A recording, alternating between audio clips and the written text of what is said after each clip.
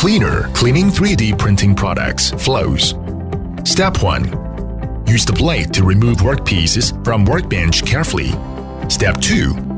Put them into the dryer to clean up remaining resin. Step 3. Put workpieces into the cleaner for the first time cleaning. Set the time to 3 minutes. You can increase setup time if workpieces are more. Remove the support manually after the first time cleaning finished. Please be careful and do not damage workpieces with a blade. Step 4. Put workpieces into the cleaner for the second time cleaning after removing the support. Set the time to 3 minutes. Step 5. Take out workpieces after the second time cleaning. Spray the surface of workpieces with a sprinkling pot containing detergent. Step 6. Rinse the workpieces in clean water. Scrub the workpieces with a brush cleanly. Step 7.